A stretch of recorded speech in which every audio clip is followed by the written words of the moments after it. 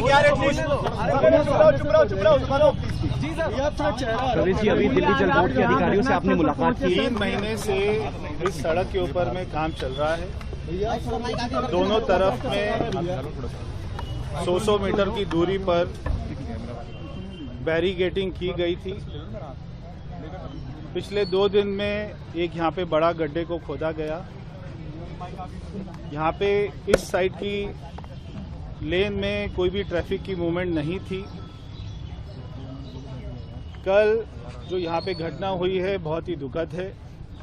हमने दिल्ली जल बोर्ड की तरफ से एक इंक्वायरी के ऑर्डर किए हैं। हमने कमेटी बना दी है, उसमें joint director, deputy director level के अधिकारी उसमें हमने रखे हैं। 24 घंटे में उसकी रिपोर्ट आ जाएगी। मेरी मृतक के मित्र से बात हुई। कल रात को 11:15 बजे के करीब में मृतक ने अपने घर पर बात की थी कि मैं 10 मिनट में घर पहुंच रहा हूं।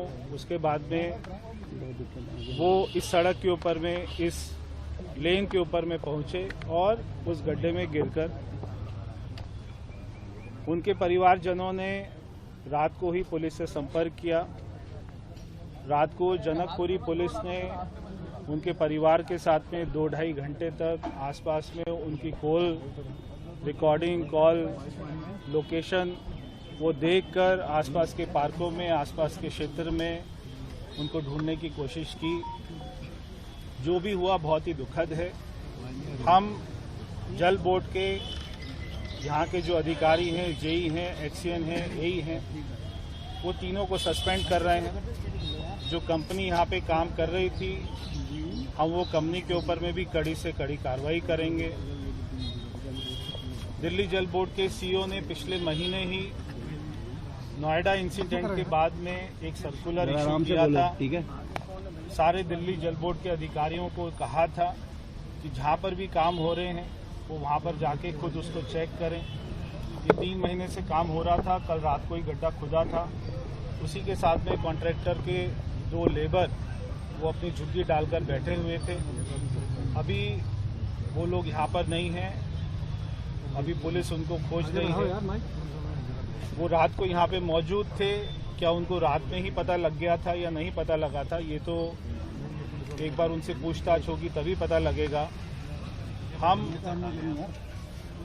जो भी हमारे नियम है एक्स ग्रेशिया, वो मृतक को जितना कंपनसेशन होगा वो हमारी सरकार की तरफ से, दिल्ली जल बोर्ड की तरफ से दिया जाएगा।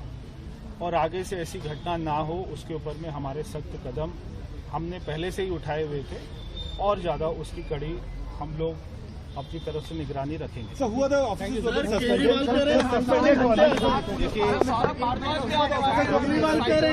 नीचे जेई, एई और एक्सीएन तीनों अधिकारियों की ये ड्यूटी बनती थी कि जब यहाँ पे गड्ढा खोदा गया रात को, कल पूरा दिन में काम चला, क्योंकि उन्होंने 100 मीटर दूर में दूसरी तरफ, और आप भी आए होंगे तो आपने देखा होगा, सभी मीडिया ने देखा होगा कि इस वाली लेन के ऊपर में कोई भी ट्रैफिक मूवमेंट नहीं है। दोनों तरफ में बैरिकेडिंग की गई है, क्योंकि एक उसमें कोना ऐसा छूटा हुआ है जहाँ पे 2 व्हीलर की मूवमेंट और 2 व्हीलर वहाँ से घुस सकता है, क्योंकि अभी सड़क की एक ही लेन चल रही है, उसके ऊपर में ट्रैफिक रहता है। इसलिए कुछ लोग इस सड़क को उपयोग करते थे कि वो जल्दी से निकल जाएं। मैं इसमें मानता हूं कि अगर रात को ही पता लग जाता तो शायद कोई कार्रवाई हो सकती थी, मगर सुबह 7:30 बजे जब एक महिला अपने बच्चों को स्कूल छोड़ने के लिए आई तो उन्होंने वहां पर गड्ढे में झांक कर देखा, वो व्यक्ति वहां पर था। उसकी जानकारी पुलिस को सुबह 7:30 बजे के करीब में मिली है।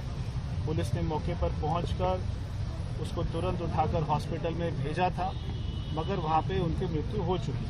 सर, रात भर में 7 पुलिस के आसपास कहीं पर कोई लाइट भी नहीं है। एक भी पुलिस थाने ने कंप्लेंट नहीं रजिस्टर करी।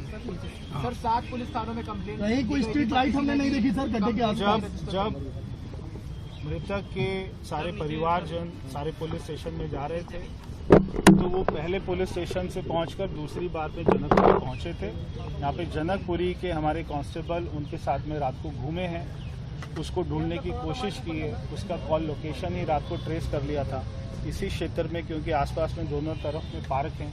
उन्होंने पार्क में छानबीन करी है मगर वो ढूंढ नहीं पाए। जो भी हुआ बहुत ही दुखद है, अनफॉर्चुनेट है और इसके ऊपर में हमारी तरफ से कड़ी कार्रवाई होगी।